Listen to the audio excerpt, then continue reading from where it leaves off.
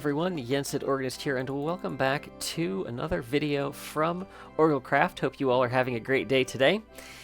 Today we are going to be doing something a little bit different, something we have not done before. And that is because I have just recently finished building a brand new PC, and so I now have a computer that is considerably more powerful than anything I have recorded OrgelCraft on up to this point. So we are going to have a little bit of fun with that today, kind of test out the capabilities of my new PC, but also to look at the world in a little bit of a different light, and we are going to use some shaders. So I am here in a backup copy of the world so that we can fly around in creative and just kind of get a view for how everything looks. So let's go ahead and pop those shaders on. I've played around with a few different ones, and I really like these Bliss shaders, so that's most of what we're going to be using for this tour. But we might pop into complementary for some things. So I notice it's still taking a little bit of time to load everything around us. But yeah, I've been playing around a little bit and testing things out, and yeah, definitely a lot more power than I have had in the past. So here we are in the starter village, the very first thing we did, transforming this original Minecraft village into our own little world here. Getting to try out some different styles, and it's really cool to see this place in shaders. Now I will say, I'm not the biggest fan of shaders when it comes to Minecraft videos, but having never seen the world in this light before, I thought it would be kind of fun to check it out. I really love the water in these shaders, how realistic it looks. So, yeah, so there is our starter village, and then we can head out here. Let's see here. I thought it'd be kind of cool to walk a little of the path that we made. I think we did this back in Season 2. Started working on paths out to the industrial district. So I love how the light changes as you go from one biome to another. And I think this looks really cool, as you can see from some of the things up in the air. I have not cleaned up from episode 50 yet. But yeah, let's just go ahead and kind of fly through here quickly. This was the first Minecraft house I ever built. So then we have the industrial district over here. Probably not much to look at, but I thought we would just come check everything out. I do have my render distance kind of cranked right now. I think it's at 32. So yeah, there's the industrial district. And then we can fly over here and check out the Patreon village. So we have the house that we made there. Kind of curious what an interior looks like with this. So I feel like the interior doesn't look much changed, but outside certainly looks nice. We have our little flower farm storage shed there. And then we have our cave here. Oh, that looks oh, I have my resource pack on. Okay, there's what they actually look like. So let's head over to the base. So just coming into view, you can see we have minecart here. It's quite the shadow under Spaceship Earth, but yeah, it looks really cool. We have everything else here.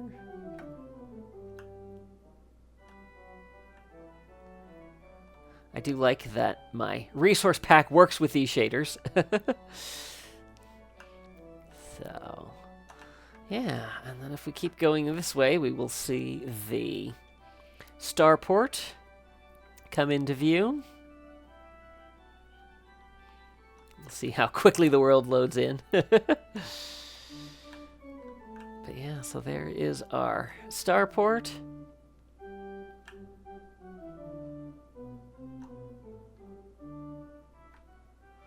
Of course, our satellite dish up there. So before we head into the end to see how our Star Destroyer looks, we're actually going to head over to Arendelle and check that out. So welcome to Arendelle. Here we are at the castle, which I think looks really cool. But more impressive is this view. So I have my render distance cranked up to 40. I actually didn't need much more than 32 to get all the cliffs in. But yeah, wow. Just seeing this from this angle and being able to see everything really brings it to life. I won't turn too far that way since not quite done. But yeah, oh, this looks so cool. Definitely not something I, would have ever thought I was seeing with this. So really cool to kind of see it. I love how the clouds look in here. But yeah, as we kind of fly up in the air and, take a big view of this, I just think this looks so cool. We can kind of fly in close and see some of the details.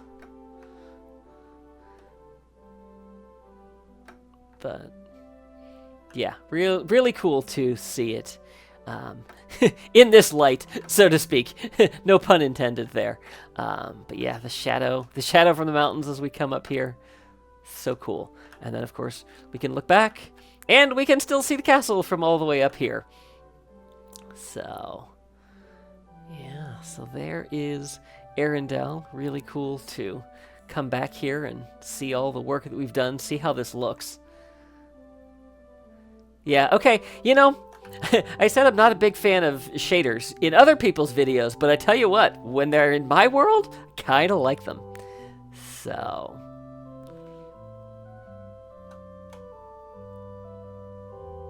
plus I love that I can crank the render distance and still be able to... Yep, there it goes. So, and yeah, what's my frame rate? Let's see here. Oh, I gotta take F1 off if I actually want to see that. 20 frames per second. We're kind of down there. But yeah, obviously there's a lot in this part of the world that needs to be loaded. So cool. All right, well, let's go check out our Star Destroyer. Okay, actually, very quickly before we do that, let's take a look at this with the complementary shaders. Does the clouds a little bit differently. But yeah, just to kind of give it a different view, a little bit of a different take on this. I really like the clouds down in the valley, sort of. It's not really a valley, but you get a sense for the scale and the fact that the clouds, are down here. So, okay, let's go to the end. So here we are in the hangar of the Indomitable, and wow, does this look cool. First of all, I love the reflective quality of the floor. This is exactly what I imagined an actual Star Destroyer hangar would look like.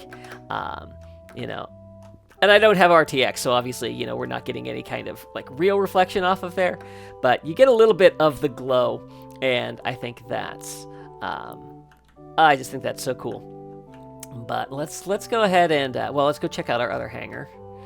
We can see all of our ships in there, looking good. And then it surprisingly took a little bit to get this to load. I kind of had to fly around and force everything to load. I've also got my render distance cranked up to 54 chunks. But finally, yay, we can see the entire ship. It's a little grainy while I'm flying around. And there's a little bit of fog. But yeah, we can actually see the whole thing. And I just think this looks so cool. Not quite as good. The lighting, I think, leaves a little bit to be desired, because obviously, it's a little bit more of a you know, a kind of a dusky look to it, and so the light doesn't go as far, so you get these pockets of color that you don't get quite as much from, you know, the normal world. But yeah, really cool. I love how the end rods look on there. Let's go get a view from the back, but we can still see the front, sort of, if you squint. That's a little bit of just the haze there, but yeah, I'm amazed at how, the true scale of this thing, and you know, just how long it takes to get to different places. All right, now here's one place it's failing a little bit with all of the sea lanterns that are in there, but yeah, I need more layers of glass so we get that fog effect, which I don't know, maybe if I take the shaders off, that would look a little bit better. But yeah, we can let's pop into spectator mode and fly inside and just check a couple of things out there. And of course, you know, shaders are with Optifine, so I finally have the connected glass that I want. Let's go see the zoo. So we're just gonna phase through that wall. Oh, look at this room! Look at these trees! This is amazing!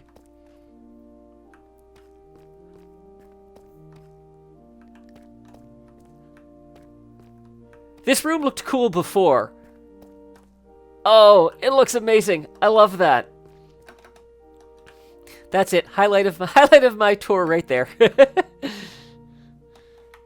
So then let's see what the nether looks like. I like the glowing ores. That looks really cool. This is complementary shaders, by the way. Bliss doesn't work. There's entirely too much fog, so had to go with complementary to get this to look good. Let's see what our warden looks like. Nothing too spectacular with that. But I will say, the connected glass for the floor, you just feel like you are out over the abyss.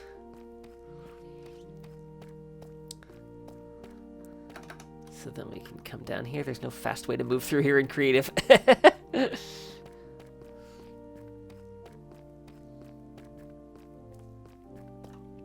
Our lined up axolotls.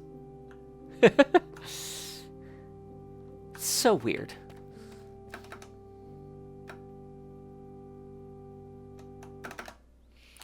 And then our dolphins. Now this is a little dark in there. Which, considering, you know, how far away the light sources are, that's maybe to be expected. Somebody is stuck. But, yeah. Go up to the top. So let's actually... yeah, so there is that. Let's go ahead and take the shaders off. And then we can see this with the glass as intended.